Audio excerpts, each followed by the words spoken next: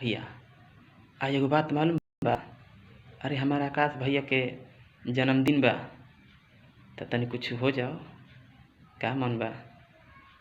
Party ना चाही, बस प्यार दुलार चाही। हमारा आकाश जी के यह कहना बा।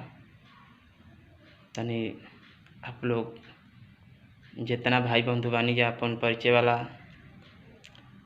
तनी सब कोई बधाई दे दो कि हमार भैया माता रानी से आग्रह कर तनी कि ऐसा ही जियत रही और हमनी से भेंट मुलाकात होत रहे। कि दिल के टुकड़ा बड़ा भैया हो, केहू तुहके छू न सकेला, जबले बहरी माता रानी हो,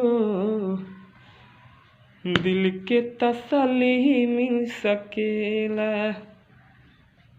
हैप्पी बर्थडे टू यू भाई। साथ में नहीं कि बकीर पास में बानी, कहे से कि ई दिल हा, दिल के दरवाजा कबो बंद ना रहेला। आ अपन आकाश भाई खातिर प्यार कबो कम ना रहेला। Happy birthday.